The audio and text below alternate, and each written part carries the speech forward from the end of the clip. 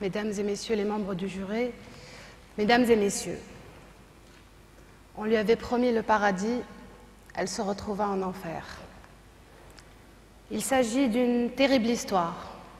C'est l'histoire d'Inès, une élève de 15 ans qui a commis le péché d'avoir des relations sexuelles hors mariage.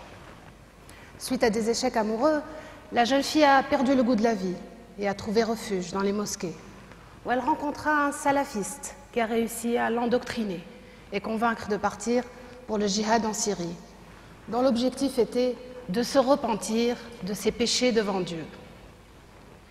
Avant de partir, Inès accepta de l'épouser et aussitôt arrivée en Syrie, son mari lui imposa le port du niqab, puis la répudie. Le mariage qu'a célébré Inès est un mariage dit coutumier, une sorte de mariage CDD qui peut ne durer que quelques minutes ou quelques heures, prenant fin en général aussitôt consommé. La femme se donne après à un autre ou à d'autres partenaires suivant un rituel religieux. 152 partenaires, c'est le nombre de conjoints qu'a connu Inès en 6 mois. Dès son arrivée à Damas, elle fut confiée, malgré elle, à un shir, membre de Jabhat al-Nusra, de l'armée libre syrienne, où il lui a été proposé de se soumettre en mariage en s'offrant aux braves soldats partis sur le front pour les soulager et leur redonner des forces afin qu'ils puissent vaincre l'ennemi. Après tout, les salafistes djihadistes ne sont-ils pas en train de se battre pour sauver leurs frères musulmans en Syrie, même si c'est en tuant d'autres musulmans, hommes, femmes et enfants? Pourquoi ne rendrait-elle pas service, elle aussi, en se sacrifiant pour la cause sainte? Après avoir rendu de bons et loyaux services, et dès les premiers signes de grossesse, la jeune adolescente a été renvoyée en Tunisie, où elle a été interpellée à l'aéroport de Tunis-Carthage par la police des frontières, puis relâchée. La descente aux enfers est pourtant loin d'être terminée, puisque Inès a non seulement été reniée par sa famille, mais les médecins lui ont diagnostiqué le virus du sida ainsi qu'un déchirement de l'utérus. N'ayant pas trouvé quelqu'un pour l'héberger ou d'endroit pour dormir, aujourd'hui Inès squatte une cage d'escalier d'un immeuble délabré, situé à l'avenue qui porte curieusement le nom de Bourguiba, leader nationaliste connu dans le monde comme étant le libérateur de la femme tunisienne. Atteinte d'une maladie incurable, torturée, humiliée, violée, enceinte et sans ressources, tels sont les dégâts de ce djihad féminin au nom de l'islam qui frappe la Tunisie post-révolutionnaire. Apparue depuis bientôt 2 ans, cette prostitution au nom d'Allah, ou encore connue sous l'appellation jihad nikah, touche d'une manière inexpliquée, particulièrement les Tunisiennes qui se rendent en Syrie, caressant l'espoir d'une vie meilleure, loin de la pauvreté et des déboires amoureux, avec la certitude d'obtenir l'absolution de leurs péchés, d'accéder au paradis et pour les plus assidues d'entre elles, le 7e ciel. En contrepartie de ce biais, cette forme nouvelle de djihad invite les filles ou les femmes à assouvir les besoins sexuels des combattants islamistes plongés dans la guerre sainte. Elles croient naïvement, en se donnant auprès des djihadistes, se marier en quelque sorte pour la bonne cause. Hélas, Inès n'est pas la seule. Toutes les catégories de femmes sont des candidates potentielles à ce genre de pratique. Mineures, notamment des fillettes de 13 ans, adultes, femmes mariées ou divorcées, veuves, aucune d'entre elles n'est à l'abri. Certaines se font même accompagner par leurs frères ou par leurs époux pour s'assurer qu'elles feront leurs devoirs correctement. À partir de ce constat, il est évident que toutes les possibilités d'enrôlement dans ce réseau de prostitution existent. Endoctrinement, enlèvement ou encore la vente. Ces esclaves sexuels, ou encore appelés de manière plus ironique, ces djihadettes, sont en général issues pour la plupart de milieux défavorisés. Elles sont fragiles, crédules, sans instruction, donc vulnérables sur le plan social et culturel. Pourtant, implicitement consentantes, ces filles risquent d'être poursuivies pour terrorisme en Tunisie et peuvent être condamnées à l'emprisonnement à vie conformément à la loi du 10 décembre 2003 relative au soutien des efforts internationaux de lutte contre le terrorisme, qui nous livre une définition très large du terrorisme et de l'incitation au terrorisme. Ceci n'est pas une simple hypothèse d'école. En effet, le mardi 27 août 2013, l'unité antiterroriste tunisienne a arrêté 3 femmes portant le niqab ayant une relation avec les terroristes de Jbal Chaambi à Gasrine, une ville située au centre-ouest de la Tunisie. Les femmes ont été arrêtées et accusées d'apporter une aide logistique à des groupes terroristes et de pratiquer le djihad du nikah. Posons-nous alors la question qui s'impose. Ces filles sont-elles des victimes ou des complices? La réponse est sans appel. Mesdames, Messieurs les hauts magistrats, mes chers confrères, d'abord, ces femmes ne peuvent être que des victimes, car cette forme de prostitution dite halal, dont on parle aujourd'hui, est l'exacte réplique de la traite des personnes qu'on couvre d'un voile religieux pour lui imputer une sorte de légitimation, ou encore, pour rester dans le champ lexical de notre sujet, une sorte de bénédiction. Cette prostitution djihadiste est vulgaire, sauvage, non contrôlée et incontrôlable, avec des résultats désastreux pour la personne et pour la société. Ces laissés pour compte retourneront toutes, si le retour leur est possible, abusées, désabusées, violées, torturées et humiliées. Pour ces filles, c'est trop tard, a affirmé un psychiatre sexologue tunisien. Mais qui est à l'origine de ce mal? D'où provient cette expression jihad nikah, ce néologisme jusqu'à-là inconnu du monde arabo-musulman? Le terme nikah, dans son sens littéral, veut dire accouplement, copulation. Le mot jihad signifie implication, militantisme, guerre. Jihad nikah ne signifie rien d'autre que l'acte sexuel relève du militantisme, d'un effort, d'une implication certaine. Or, cette expression est inconnue dans toute la littérature arabo-musulmane depuis 15 siècles. Aucune exégète de l'islam tunisien ou autre n'a donné ouvertement crédit à ce type de débauche dite halal.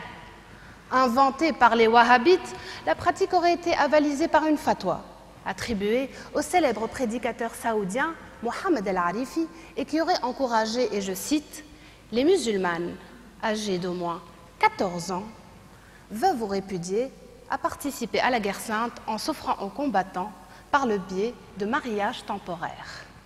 En compensation, elles s'assuraient une place au paradis. » Oui, mesdames et messieurs, même les fillettes ne sont pas épargnées, car c'est bien par la domestication des plus vulnérables, la femme et l'enfance, que commence le totalitarisme vert. Désormais, les crèches et les écoles laïques et républicaines, dont la naissance remonte à l'aube de l'indépendance, ont cédé la place aux écoles coraniques où les animatrices portent toutes le niqab. Et outre l'islam nécrosé dont elles gavent leurs jeunes victimes, elles incitent les petites filles à porter le voile et leur apprennent à dessiner et à colorier des personnages sans yeux, sans nez et sans bouche. On leur apprend aussi des chants religieux, mais sans musique et sans percussion, car c'est interdit par Allah. La mixité est évidemment interdite, sans doute pour éviter l'accouplement des enfants. C'est pourquoi j'ai décidé devant vous aujourd'hui, honorable jury, d'attirer votre attention sur une tragédie qui semble se jouer à huis clos. Le gouvernement actuel n'a pris aucune mesure pour désamorcer une véritable bombe à retardement. La prolifération des écoles et crèches coraniques, ainsi que l'augmentation du taux de déscolarisation, car en Tunisie, on ne parle plus de scolarisation, mais de déscolarisation, s'élevant à 100 000 élèves par an, le dénigrement et l'avilissement de la femme, qui n'est qu'une esclave, un butin de guerre, propriété de son maître, semble être désormais un acquis de la révolution du jasmin. Épiphénomène, a déclaré le ministre de l'Intérieur à l'Assemblée nationale constituante en déclarant « Ce n'est pas un fléau, il n'y a que quelques cas isolés » et ajoute, comme pour se consoler, « Tous les pays arabes sont touchés ». Épiphénomène, que quelques cas isolés, mais, monsieur le ministre, vous semblez oublier que cette pratique constitue surtout une atteinte au droit à la vie, à la liberté, à la sécurité, à la dignité humaine et à l'intégrité physique des personnes. Et j'appuie mes propos. en me référant à l'article 6 du Pacte international relatif aux droits civils et politiques et à l'article 3 de la Déclaration universelle des droits de l'homme et qui, je cite, stipule « Tout individu a droit à la vie, à la liberté et à la sûreté de sa personne ». Je me réfère également à l'article 5 de la Charte africaine des droits de l'homme et des peuples qui dispose que toute forme d'exploitation et d'avilissement de l'homme, notamment l'esclavage, la traite des personnes, la torture physique ou morale et les peines ou traitements cruels, inhumains ou dégradants sont interdits.